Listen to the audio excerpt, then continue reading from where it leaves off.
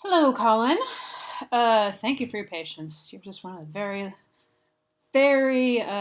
few that papers at the tail end here. And I'm excited to hear what you have to say about architecture versus architectural engineering. Being an architectural engineering student, I've been curious as to why it is different from architecture. I've researched multiple papers in the last week and broke it down to a couple of major differences along with multiple similarities.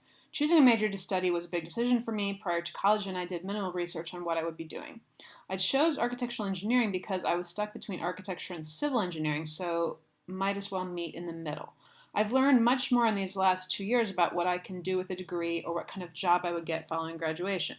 The articles that I read simplified those 2 years of study quite a bit. They simplified it? Is that bad? The big differences that I learned were maybe you mean it like kind of went through it in a clearer way. I mean, just when you say simplify, I feel like people you might be meaning oversimplify, but excuse me. Okay, the big differences that I learned about were that architects focus on the design of the building and engineers make sure it works, and engineers typically have a higher salary. Ouch. Okay. When I read about the design and functionality aspects of the job, I thought that seemed a little broad. I mean, can it be that simple? Of course not. Architects have to start from scratch and come up with some sort of blueprints for the building, along with all the small details that most people might not even think about. How tall will the doorways be? What kind of windows would make it look best? There's so much that goes into making a building perfect.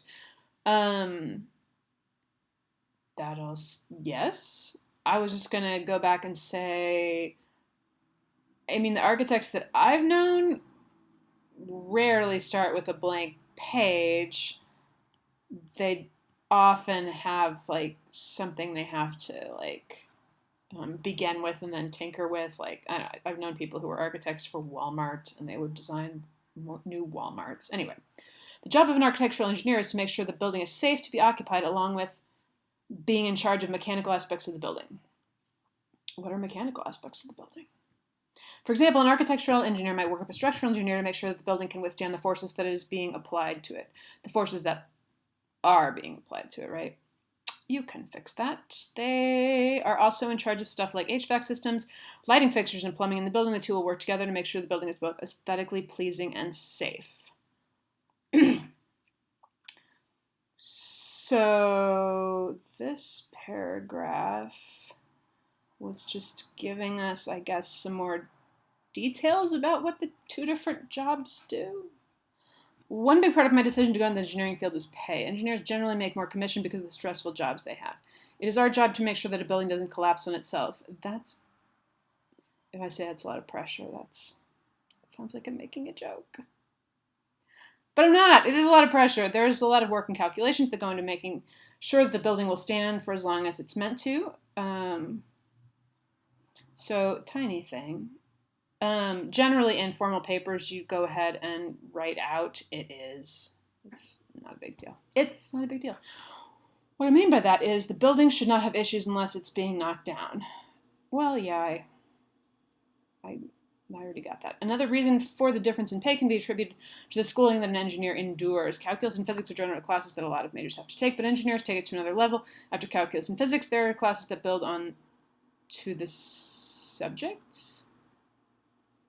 Build onto those subjects, maybe? Thermodynamics is a blend of the two subjects. Strength and materials is a class that builds from calculus and focuses on the concepts in real-life situations. Although the professions are similar in ways, there is a slight difference that attributes to the difference in salaries. So you're making me ask a bigger question, which is, I mean, like, you're suggesting reasons why one profession makes more money than another.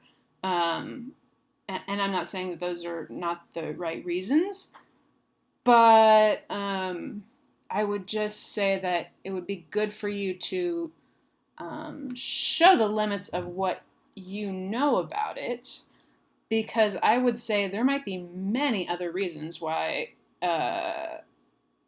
engineers make more commission, having to do with how many of the type of engineer you need live in the part of the country where you need them, or the fact that the government has its own engineers, but they hire out the architects. I mean, I don't know if this is true, but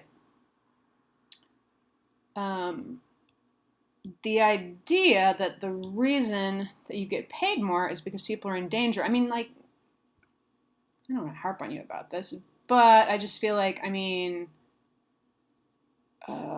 what? So, like, then an architect makes more money than a nurse, but if an architect messes something up, everything's, like, not a big deal because it's mostly the aesthetics, right? But if a nurse messes something up, somebody dies. So, anyway, I'm just trying to open up in your paper and your thinking, like, the reason why different professions make different amounts of money is super complicated. Nurses have historically been female, and professions that have historically been female make less money. Teachers, nurses, anybody who works in any kind of like caregiving in a nursing home, or anyway. Sorry, sidebar. One big part of my decision was pay. Sorry, another reason for the difference in pay can be attributed to the schooling. Okay, we did all that. So yes. Let's make it clear that you're advancing some theories about why it is, but I mean, yeah, I'm done talking.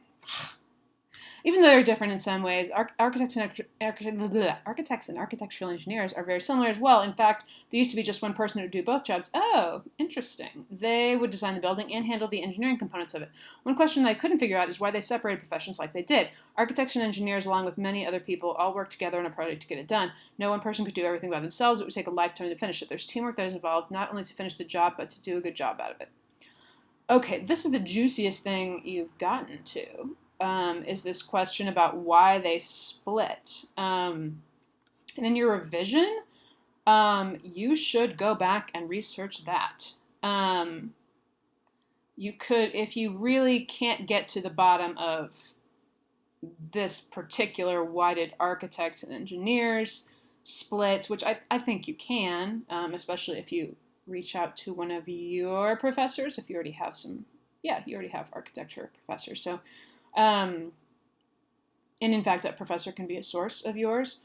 But also thinking about, you can do some thinking about how building has changed, right? Because there have been huge differences between how people built the pyramids. And I don't know much about this, but I know there's a big change in how people build the pyramids, and then what is it like to draw up the plans for and build a building like, the Dole Center or one of the newer buildings on campus.